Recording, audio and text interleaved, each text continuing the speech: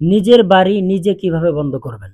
আমরা অনেক সময় দেখতে পাই যে ঘরের চালের উপর থেকে কোনো একজন মনে হয় হেঁটে যাচ্ছে, বা আমরা এমনও দেখতে পাই যে আমার পিছন দিক থেকে কেউ যেন একজন হেঁটে আসছে, বা আমরা হাঁটার শব্দ পাই।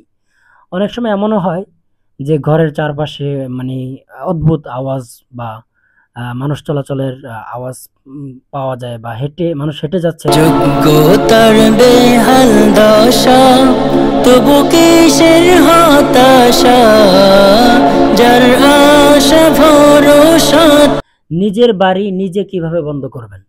আমরা অনেক সময় দেখতে পাই যে ঘরের চালের উপর থেকে কোনো একজন মনে হয় হেঁটে যাচ্ছে, বা আমরা এমনও দেখতে পাই যে আমার পিছন দিক থেকে কেউ যেন একজন হেঁটে আসছে, বা আমরা হাঁটার শব্দ পাই।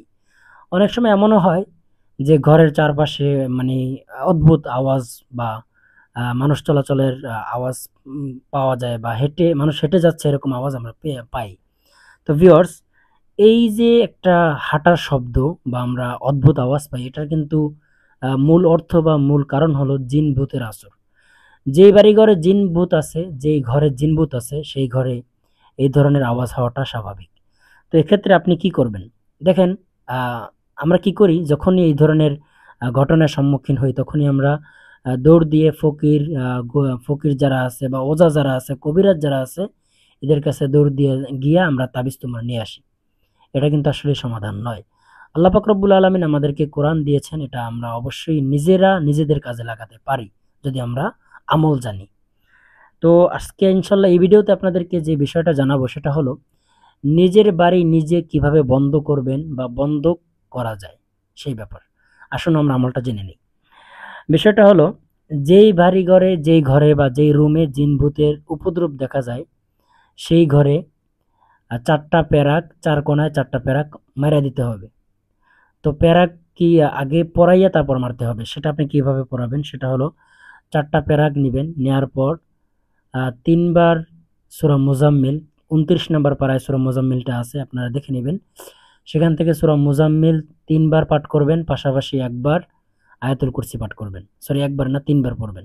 তিনবার আয়াতুল কুরসি, তিনবার সূরা মুজাম্মিল, এরকম ভাবে পাঠ করে আলাদা আলাদা করে এক প্যারাকে তিনবার, এক প্যারাকে তিনবার, আরেক প্যারাকে তিনবার, চতুর্থ প্যারাকে আবার তিনবার, এরকম ভাবে আলাদা আলাদা ভাবে তিনবার তিনবার করে প্রত্যেকটা প্যারাকে ফু দিয়া এই চারটা প্যারাক আপনি ঘরের চার কোনায় পুঁতে রাখবেন বা মেরে দিবেন।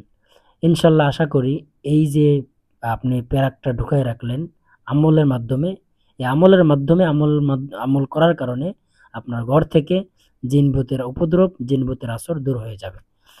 এবার আসেন, যখন আপনি এই যে প্যারাক পুঁতে রাখবেন, তখন কিন্তু আরেকজন ব্যক্তি লাগবে। সেই ব্যক্তি আজান দেবে, আজান দিবে, আর আপনি যিনি দোয়াটা পড়াইলো বা প্যারাকে ফু দিল, ওই ব্যক্তি পুঁতে রাখবে। এক ব্যক্তি আজান দিবে আর এক ব্যক্তি পুঁতে রাখবে। এই নিয়মে আপনি ঘরের চার কোনায় চারটি প্যারাক পুঁতে রাখেন, ইনশাল্লাহ আশা করি আপনার ঘর থেকে জিন ভূতের আসর দূর হয়ে যাবে।